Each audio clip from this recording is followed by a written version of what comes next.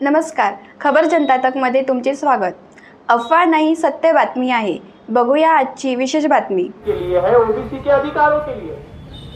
अगर आर्टिकल 340 का अमल 100% अगर किया जाता है तो इस देश के प्रशासकीय व्यवस्था के ऊपर में, शासकीय व्यवस्था के ऊपर में सबसे ज्यादा संख्या के अनुपात में ओबीसी का अधिकार होगा। अगर ऐसा होता है तो इस देश का प्रधानमंत्री ओबीसी बनेगा। देश के बहुसंख्य राज्यों में ओबीसी के मुख्यमंत्री निर्माण होंगे। जो जिला कलेक्टर होते हैं वो जिला कलेक्टर सबसे ज्यादा ओबीसी के होंगे। इतना ही नहीं, शासकीय और प्रशासकीय जितनी भी प्रतिनिधित्व की सारी जो स्तंभ है, संस्थाएं है, उसके ऊपर में ओबीसी का सर्वाधिक अधिकार होगा। इसका मतलब डॉक्टर बाबा साहब आम्बेडकर जी का जो आर्टिकल 340 है वह ओबीसी को इस देश में राजा बनाने का काम करता है। और राजा अगर बनाने का काम बाबा साहब आम्बेडकर जी का आर्टिकल 340 अगर करता है और यह अगर ऐसा होता है तो वर्तमान में जो शासकीय और प्रशासकीय और राजनीतिक व्यवस्था में 3.5% ब्राह्मणों का कब्जा है, वो कब्जा हट जाएगा और इस देश का शासक वर्ग ओबीसी बनेगा। ओबीसी इस देश का शासक वर्ग नहीं बनना चाहिए, वो राजा नहीं बनना चाहिए। Doctor, collector, IAS, IPS, professor ज्यादा संख्या में ओबीसी के न बने, इसीलिए कांग्रेस की सरकार और भारतीय जनता पार्टी की सरकार ओबीसी की जाति न्याय जनगणना नहीं होने दे रही है। इस परिस्थिति में आज देश में हजारों नहीं लाखों संगठनाएं हैं, लेकिन कोई भी संगठन और कोई भी संगठन का नेतृत्व ओबीसी की जाति न्याय जनगणना करवाने के लिए सरकार और प्रशासन के ऊपर में दबाव बनाने का काम नहीं कर रहा है। इसीलिए भारत मुक्ति मोर्चा के राष्ट्रीय अध्यक्ष माननीय वामन मेश्राम साहब ने 2011 से ओबीसी की जाति न्याय जनगणना का आंदोलन चलाया। उसके वजह से आज वर्तमान में ओबीसी की जाति न्याय जनगणना का मुद्दा यह राष्ट्रव्यापी मुद्दा बन चुका है।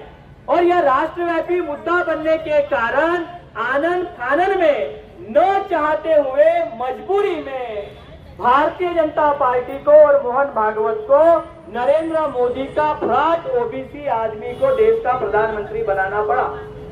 2014 में ओबीसी का नाम लेकर नरेंद्र मोदी को प्रधानमंत्री बनाया गया और इस नरेंद्र मोदी ने सबसे पहले ओबीसी का सत्यानाश करने के लिए जो क्रिमिनल की मर्यादा 4 लाख रुपए की थी उसको 6 लाख रुपए पर पहुंचाया और 314 आईएएस इंडियन एडमिनिस्ट्रेटिव सर्विस के जो पास आउट 2013 के बच्चे थे उन लोगों को बेरोजगार बनाकर अपॉइंटमेंट लेटर से डिसमिस कर दिया, जिसमें से 19 ओबीसी के आईएएस बच्चों ने आत्महत्या की है।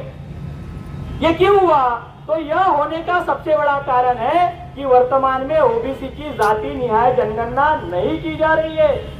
और इस जाति न्याय अगर जनगणना को किया जाता है तो इस देश में ओबीसी की किसी भी प्रकार की समस्याएं नहीं होगी।